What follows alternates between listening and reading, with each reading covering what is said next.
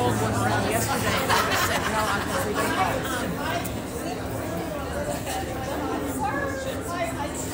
Check. Check.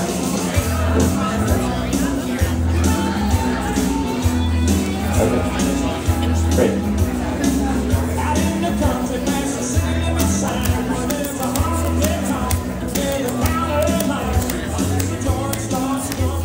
Here.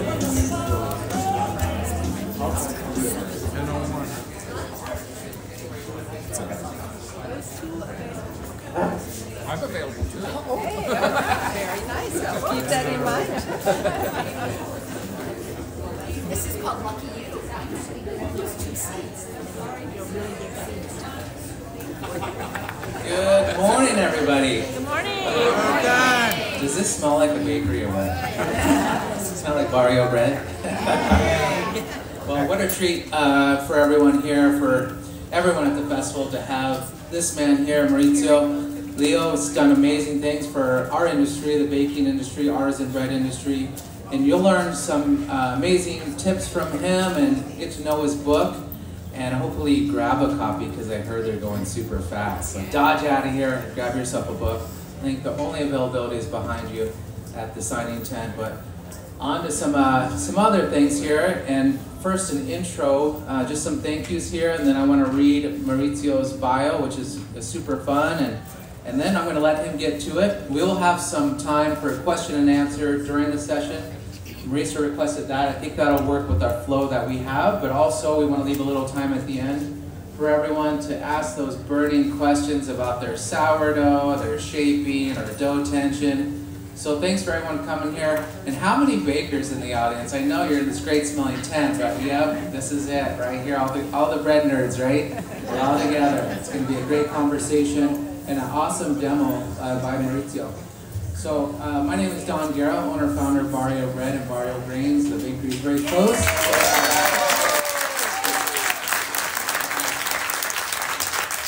Thanks so much. Well, this is the star of the show today, right here, this man. So, I'm Don Guerra, you know this. The festival organizers thank Arizona Appliance and Home for sponsoring this location, and Donald and Karen Buckrock for sponsoring this upcoming session.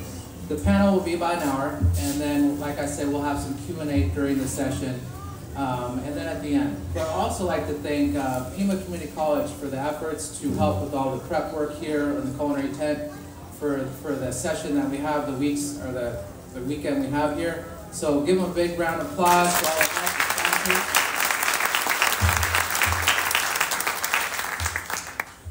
And just a quick, I want to read Maurizio's bio.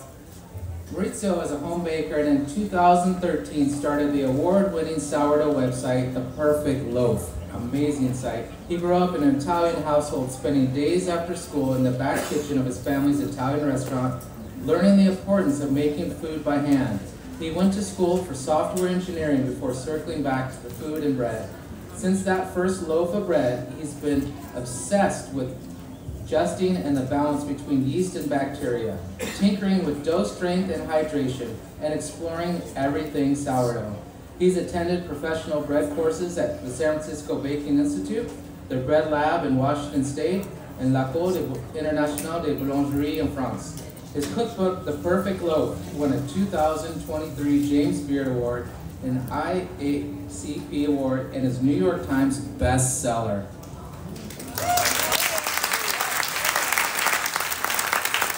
This man is on a bread journey, and he's sharing it with us. For the past decade, he's been doing it. I'm going to turn it over to Maurizio, and take it away, Maurizio. All right. Thank you, Don. I appreciate it. So first I have to say another thanks to Don because he let me use his bakery to prepare all the doughs here yesterday. If you haven't gone there, definitely check it out. And so today, I kind of wanted to just walk you through how I approach, this long process. And I think the whole premise for my talk is that I kind of want to give you some confidence. And it sounds like we already have a lot of bakers, but a lot of people are intimidated by the process because it takes, 2, sometimes 3 days to do naturally fermented bread. But the good news is that most of that time, you're really not doing too much. You know, your sourdough starter is kind of doing all the fermentation. It's doing all the heavy lifting. It's helping your dough rise, provide a lot of flavor. So even though it's a long process, it shouldn't really be intimidating, I feel like. If you just kind of get in there and get your hands in the dough, you get over that initial kind of fear that I think a lot of people had. And I had it too when I first started, over 10 years ago. It's kind of a mystery, and that's part of why I love this so much. I think there's a lot of science kind of going on in your sourdough starter. If you don't care about the science, you can totally ignore it. You can still make amazing bread. But for me, being an engineer and kind of my background, I kind of got into this curious about what's happening in the sourdough starter. And like I always say is, this really is the foundation of making good bread. It's managing the fermentation in your sourdough starter and kind of translating that into a larger dough and kind of letting that fermentation that happens in that dough over a long period produce all the flavor that we've come to kind of know and love for sourdough. And so, with your sourdough starter, there's, like I said, there's a lot of science that happens, but I'll kind of just give a brief overview. I think if you want to really dive in, I have more in the book, but it's kind of like this balance between, as Don mentioned in my bio, it's bacteria and yeast. So you have these two suitable microbes that are kind of inhabiting your culture. And the job of the baker, the sourdough baker, is to manage that balance between the two. The good bacteria, or the suitable bacteria that's in the sourdough starter, is primarily responsible for generating the flavor that we've come to know. So if you had like a San Francisco style sourdough, you have that super sour bread. That isn't the direction I take. So I changed the balance a little bit. So I reduced the bacterial activity in the sourdough starter and kind of rein it in so it's not super sour. And that's my approach. Some bakers love a super sour loaf, so you can pull certain levers to bring out the bacterial activity. To balance the bacteria, you have wild yeast that's in there, and yeast is primarily responsible for leavening or making the bread rise. If we didn't have yeast, we'd basically just be making flatbread, like crackers. And so, balancing those two forces, if you will, is what gives you the flavor and it gives you the rise in the right ratio that you want. So that all comes down to temperature, your feeding schedule, the flour that you're using, and it's cliche at this point, but your sourdough starter really kind of becomes like a friend in the kitchen, if you will. It's somebody who's really doing all the hard work, and you're just setting the stage and giving it the right conditions to ferment your dough. So this is actually mine, and I started it from just flour and water, I guess over 10, 12 years ago now at this point.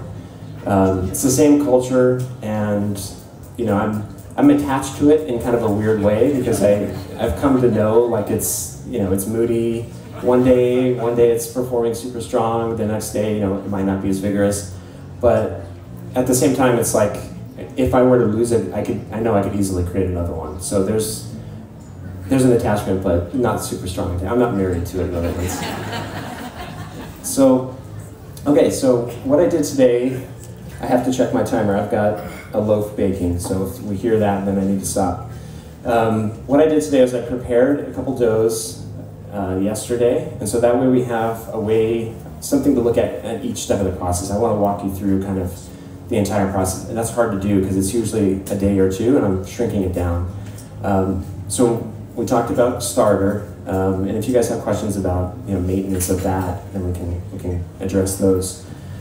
The next step in the process is I'll walk you through like my day. So I wake up in the morning, my starter's ripe, as I call it, so it's been fermenting overnight, and I can either use that to bake directly. I can take some of the starter, mix it into some flour and water, add salt, and then I'm good to go. Or you can take the approach that I usually do is I make a little pre-ferment, and In French, it's called a levain, or a leaven, but it's essentially just like a small offshoot of your sourdough starter that you mix into a little bit of flour and water, and it kind of scales up the fermentation activity. And a lot of bakers ask me, like, is it necessary? And as I just said, you can always just use your starter directly. You don't have to make another pre-ferment. But I find it helps kind of set the stage for the day, and you can adjust the schedule. So when I usually wake up at 5:30, typical baker, early morning. I'll make my levain, and it'll ripen in 3 to 5 hours. So it gives me time to do other stuff during the day. Unfortunately, I don't run a bakery, so I'm at home, I've got kids. So I make the levain, I do my other things, and then it's ready for me later in the morning. Yes, so it's not mandatory, but it's kind of my approach.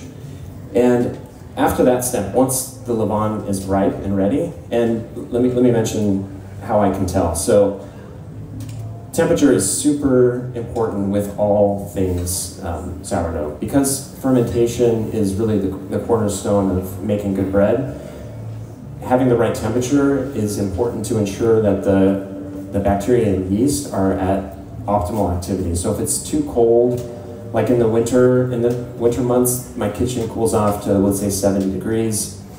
Then I either need to keep everything warm, or I need to use warmer water, or I just need to give it more time. So you need to make sure that you have, if you set the stage right in the beginning with the levain and mixing your dough with the right temperature, then the rest will kind of carry itself as long as it doesn't get too cold. And so I think one of the issues I see with beginning bakers, and it's something that I learned way back when I first started, is that if you don't keep everything warm enough, then you're going to underproof your dough, and you'll end up with a loaf that isn't going to rise a lot or rises too much. And so you need to set the stage with temperature, and that starts with your levain or your sourdough starter. So after this guy's ready, he'll be super bubbly. It'll smell. The aroma will be more pungent and sour kind of smelling, not to the point where it's like a finger polish kind of, alcohol acetone kind of smell. It's more of like a ripe fruit or yogurt or cheese, that kind of thing. It always sounds funny describing these things, but over time you kind of develop like a baker's intuition for the aroma when your sourdough starter is kind of ready.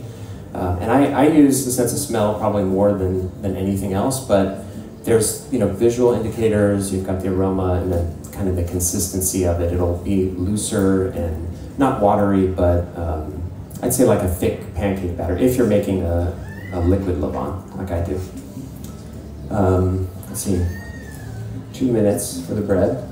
So after your levain is ready, then the next step is mixing. So I wasn't going to show mixing because it's, I just use my scale and I'm just, pouring things in and out. If you don't use a scale, I highly recommend you do for baking at home. I know there's a lot of bakers that scoop and level. You can always do that, but there's a lot of inaccuracies there, and the inaccuracies kind of scale up as you do more larger batches. So if you're scooping more flour, then you might be leveling it off differently. But a scale, doing it by weight, is going to guarantee that you have the same amount of flour, same salt every time. So I always recommend a scale. And I mean, mixing is really just that. Just put everything in. You can add your ripe levain or your sourdough starter in the beginning, or you can add what I usually do, just flour and water. And it's a technique called the autolyse technique, and allowing that kind of rest time for just the flour and the water kick-starts the enzymatic activity in the flour, so it'll actually begin to develop the gluten in the mixture without you having to actually knead or mix the dough in a mixer.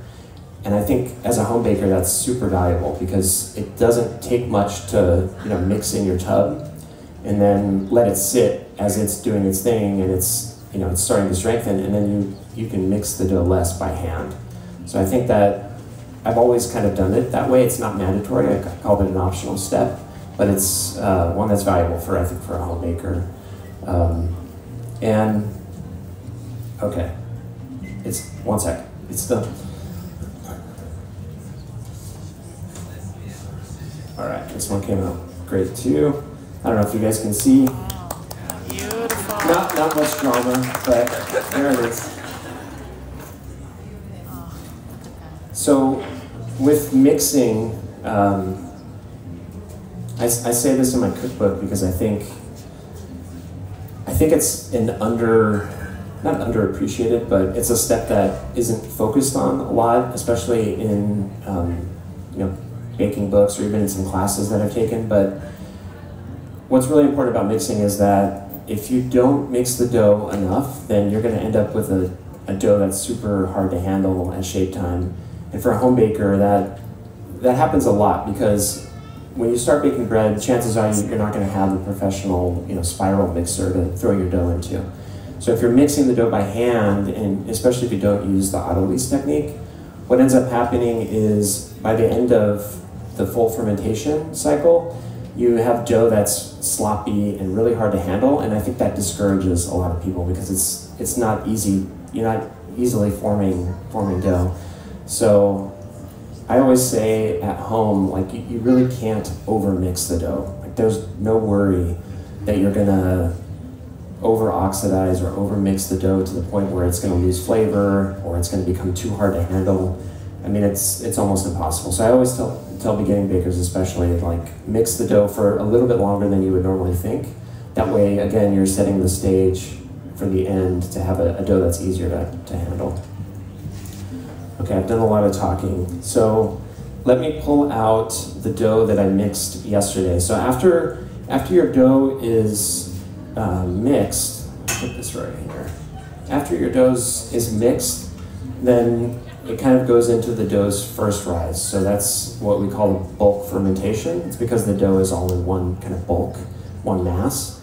And it's a super critical, all right, every step is super critical in this process, in my eyes, but it's a really important step because that is when a lot of the dough, a lot of the flavor, a lot of the kind of gases that are being generated during fermentation, it happens because when the dough's in one big, bulk, fermentation's much more efficient, temperature's higher if you set the stage right, and that's gonna kind of kickstart fermentation. So let me show you this dough that I've got in here. Thank you. So at home, and a lot of the recipes all the recipes I have in my cookbook are for 2 loaves. This is 4, so when I bake out a larger batch at home, I usually do a 4 batch, and I use a tub kind of like this, but at home, you can use any mixing bowl. You can just leave your dough in there and let it rise. This dough has gone a little bit too far in transit, but it's been approximately 3 hours if I hadn't used the fridge. So I mixed this yesterday and I put it in the fridge overnight. So it went a little bit too far, but I wanted to kind of show you a little bit, if you can see in the mirror, I want to show you a little bit of the signs that I look for, because this is the dough's first rise, like I was saying, and it's important to make sure that it goes far enough. I find another sticking point that home bakers have is that they don't let bulk fermentation go far enough. If you divide the dough too early, then it's really hard to recover later in the process because, again, fermentation is less efficient. So after you mix your dough, you can either leave it in that mixing bowl or you can put it into another bowl or a tub like this, and then you want to let that dough rise. I usually let it rise for about 30 minutes, and then I'll give the dough what's called the stretch and fold. And what that does is it, one, gives you a chance to return to the dough. Instead of just leaving it to rise for three full hours, you kind of check in with it. Like, how is it looking? Is it under strengthened? Is it sloppy, or is it super strong? Those kind of check-in points give you a chance early in the process to adjust the strength of the dough. And a stretch and fold is really just that. I always have a little bowl of water next to my bowl or my tub. You dip your hands in, and then you kind of just leave the dough in the tub and fold it over itself a couple times. I usually do 4, 1 on each side, but again, it's a chance for you to check in with the dough. If you give it a set of stretches and folds and it feels really sloppy, really extensible, and it's stretching up really far, then set a timer for 30 more minutes, come back and do another set. So with this dough, because I used a mixer because I was doing a larger batch, I only gave it 1 set. So after 30 minutes I checked in, it was much stronger because the mixer is super efficient at building strength. So I gave it 1 set in the tub, and then I covered it and let it rest for the rest of bulk fermentation. At the end of bulk, so for most of the recipes in my cookbook, they're around 3 to 4 hours if your dough temp is like 76 to 78. What you want to see is like a smooth top to the dough. It should be nice and smooth. You don't want to see like a bunch of shaggy, kind of disorganized dough. That smoothness indicates that the dough is kind of strengthening. You're getting a lot of inherent strength in there. And then the stretches and folds that you did will help kind of smooth it out too. Yes? Somewhere along the line, the stretch and fold, I picked up something where you punch the dough before you do the stretch and fold. Good or bad? Should I be doing that? Should I not be doing that? Yeah, so he's asking if you should kind of punch down the dough during bulk fermentation. So I never do that. Have you heard that? Usually with like a yeasted dough, like a commercial, if you use instant or commercial yeast, punching down can help stabilize the dough and kind of even it out, because if you have too much gas build up in a commercially yeasted dough, then you lose strength in the dough, so that helps. For sourdough, I don't think it's necessary, and I never do that. But when you give it a stretch and fold, inherently you're kind of knocking out some of those gases and redistributing them. But yeah, I don't usually do that. So the signs for the end of bulk is a smooth top. I always like to say the edge of the dough, where you can kind of see it.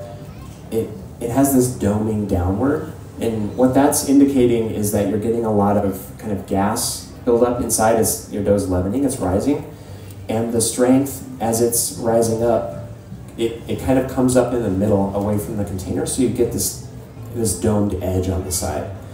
For me, that's probably the #1 sign that I'm looking for. If the dough is super flat, in the container, if it's just flat across, it hasn't had enough time, because there's not enough strength and there's not enough rise that's happening in the dough to create those domed edges. Now, there's one exception to that, and that is if you're working with really highly hydrated doughs, so doughs that have a lot of water, like a whole wheat, 100% whole wheat dough that has a ton of water, you're not going to get as much doming, but you'll still see it. So you always kind of want to look for that. The other thing I do is I'll shake the container a little bit.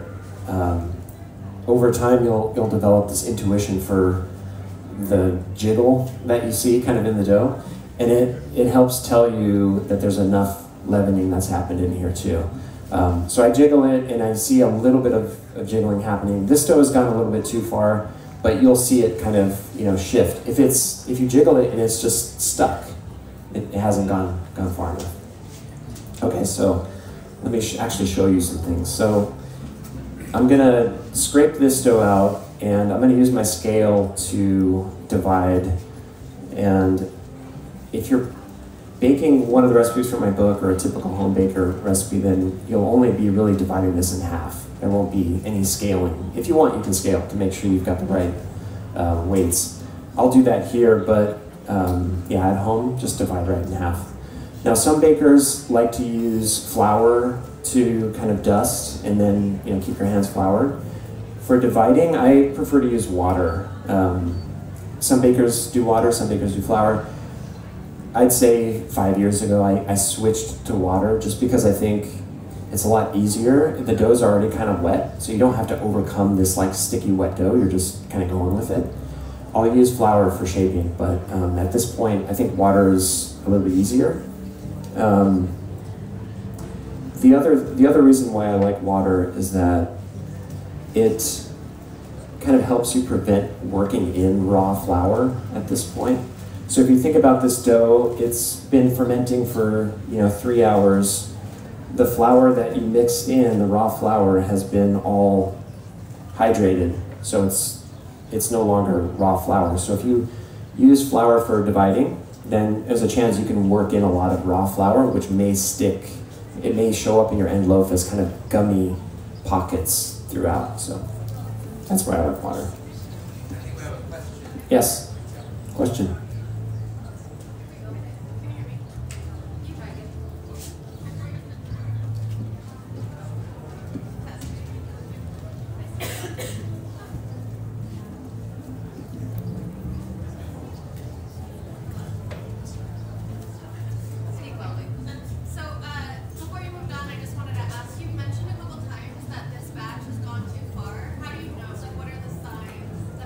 It's a great question. So she asks, how do I know this dough has gone too far? So for one, the top was, if you remember in the mirror there, it was a little bit too bubbly. There's some bubbles. There's a point where I saw it kind of caved in a little bit, so a bubble probably formed and popped. The jiggle test that I just did, it was moving too much, so it was really moving around. And then right now you can see in the mirror, if you look at the bottom of the dough, you see how many bubbles and how much fermentation activity there is right here. This, when I scrape it out of the tub from bulk, this is always the point where I'm like, okay, I've gone too far or I haven't gone enough. So there's too much fermentation happening here. You want to see bubbles on the bottom for sure, but not quite as many as you're seeing here. So this looks almost like a lace tablecloth, those like little bubbles. You want to see just a little bit less than that. But it's a good question because, I keep saying push bulk far enough along. If you go too far, I think it's actually better than going under because you may not get as much rise in your loaf at the end, but you're going to have a lot more flavor in here. If you underproof your dough and then you bake it, you'll get a lot of rise usually, but you'll have dense areas. The eating quality won't be as great. There won't be hardly any sour flavor. So I always say it's always better to overproof than under. Okay, so at this point, quick question. Quick question. Do you ever use a release agent in your bin? It's a good question. So do I put anything in my bin to help it come out easier? When I'm using my ceramic bowl, for just a 2-loaf batch, I usually just put water in there and it's pretty non-stick. Plastic like this, it can get sticky. So I prefer to use a really light coating of olive oil. It's a mild olive oil, so you don't really taste it. You won't taste it at all. Or you can use any neutral oil you want. You can kind of spray it in or wipe it in. I usually just kind of wipe it in and that's it. Okay, so you saw me, I just took the dough out with this is a silicone spatula and just kind of scrape it out. You can also just flip the container over and let the dough fall out on its own. What you want to avoid doing is really pulling the dough out, because at this point I'm trying to preserve the structure that's built up inside. You can think of the gluten network that's kind of in the dough is trapping gases. If you're punching down the dough or you're being too aggressive, then you're going to kind of degas it and you're going to end up with a tighter loaf in the end, which is fine too. But I'm looking for something that's balanced, something that's open on the inside but not dramatically open. So what I do, I'm left-handed, but I use this guy, this bench scraper in my left hand, and then I have that bowl of water that I was using for bulk fermentation kind of over here on the side. And I'll just kind of dip my free hand in the water, put some on my bench knife, and then just cut in and kind of push away. And with this batch, I'm shooting for about 900 grams. It's an arbitrary number. You can make a 600 gram loaf, 2,000 gram, whatever size you want. 900 I found is a good size for these common Dutch ovens that you can buy or have at home. And it's not a small loaf, it's actually pretty big, so it'll feed, like my family, it'll feed us, I'd say, well, we eat a lot of bread, but I'll say probably one loaf a week is good. Yeah. So, and I'll just keep dividing off little pieces until I get to 900. And again, you know, at home, if you're doing just 2 loaves, you just divide it in half, which I think is a better starting point. One thing I learned when I started scaling up from doing 2 loaves or 1 loaf to 2 to 4 to 8, it's not as easy the larger your dough gets. So it's not like you can just flip a switch and all of a sudden you're doing 4 loaves. It actually takes a little bit more practice to do the dividing and that kind of thing. So I divide the dough. I'll put it down on the shaping board, and I like to work on wood also, but you can work on, you know, granite or steel or whatever you have. I'll make sure that I have my hand wet and the bench knife wet, and this dough has gone a little bit too far, but generally what I do is I'll keep this blade at a very shallow angle to the work surface. The higher the angle, the more tension you're going to put, and the more strength you're going to impart into the dough. And so this dough has gone a little bit far, but generally I usually keep a pretty shallow angle, and I just move the dough around and kind of tuck it under as I'm going. And the dough is still a little bit cold from the fridge, so it's really tight. So that's it. This is the pre-shape stage. So we've taken the dough from bulk, divided it into smaller pieces, we pre-shape it into a round, and the reason we do this is that it kind of sets the stage for shaping. So you have to imagine you're going from this large piece of dough, you need to get it to its final form, whether you're making a round loaf or an oval loaf, and this stage helps you scale, but it also helps add a little bit more strength to the dough, and then just get it organized so that when you're shaping, you're not, you don't have dough. It'd be hard to shape this piece directly into a loaf. You can do that if you want, but I prefer to do this kind of pre-shape, set the stage, that way shaping is a little bit easier.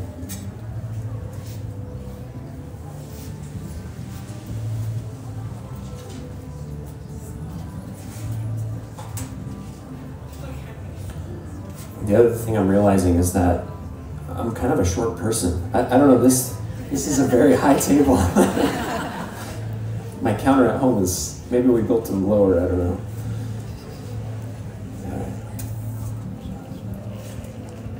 So again, just, water.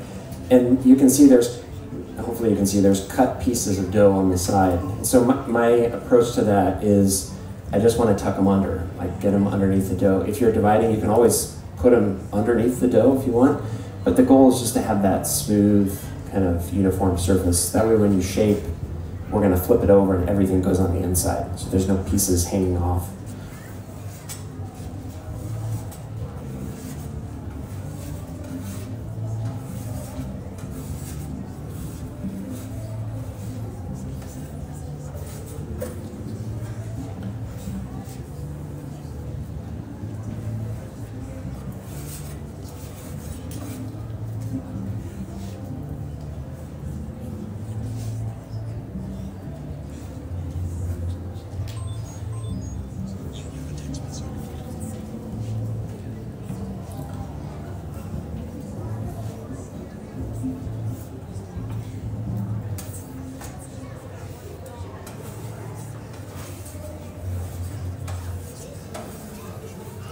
If you get to this stage and you're dividing your dough and you find that it's spreading out, you're trying to bring it into shape and it's starting to spread out even after you've pre-shaped it, then it's a good sign that you didn't strengthen it quite enough. So what you could have done is either mixed it longer or given it another set or two of stretches and folds during bulk fermentation. Those things will give it more strength. Or the final one is reduce the water kind of that you put in the recipe. And that's actually a good it's a good topic to bring up right now, because I think one of the struggles for especially, you know, first-time bakers or early bakers is that they haven't built up that sense for what a, you know, properly hydrated dough should feel like, especially for the flour you're using. And I always tell bakers that you're almost always going to have to adjust the hydration of the dough, so how much water you're putting in. So a good example is in my book, I have a recipe that, you know, says 900 grams of water. Okay, you're mixing the dough, you put the 900 grams in, and it feels super wet, like pancake batter. It's, you know, too much water for your flour. My point is that there's always going to be an adjustment for whatever flour you're using, and you kind of have to come upon that just based on feel and testing. And so this pre-shape point is a good, like, reflection point. Like, does the dough too slack, too soft? I put too much water. You're pretty well known for relatively high hydration levels, or if food content or cooking content in the flours. Right. Is that because you use like higher ash content flours, or is that just you think you know so you feel more comfortable with high hydration? That's a good question. So he's asking, I'm known for highly hydrated doughs, you know, is it because of the flour or some other factor? There's a couple things. One, much like Tucson, I live in Albuquerque, so it's very dry there, super dry. So, you know, I can't leave dough like this sitting out at any time. I always have to have it covered. So when I'm mixing, I always have to end up adding more water, because the flour is sitting out in my dry kitchen. You know, it just requires more water to properly hydrate the dough. That's one reason. So if you live let's say you live in Florida, then, you know, you're gonna know that recipes you're working with, you're gonna have to pull back the water a little bit. The other reason is I like the mouth feel of bread that's a little bit highly hydrated. So you get, the interior is a little bit more like custardy, it's softer, so there's a different eating quality that you get when you increase the hydration. Now, all that said, I think there's a tendency for bakers now, I don't know what it is, but it's like more water, better. I don't think that's true, because I think there's a point where it's, now you're just doing it to do it, you know? There's a limit, in other words. And really the whole goal of this is to make the bread that you want. So if my recipe says there's 80% hydration, and, you know, you're eating it, and you're like, this could use more water, you know, increase it. And you might have to anyways, based on your flour. So I think that answers it. It's a combination of my altitude, the dryness, what I'm looking for, and the ash content. So yeah, I'm asking about like ash and protein content, because it's a lot easier to do a high hydration with a high protein content flour. correct. Yeah, if you're using a flour that has a high ash content, so that's a flour that's more whole grains. So it can be, it's not just like an all-purpose or white flour. It can be something like a type 85 flour, or a type 110, or a whole wheat flour.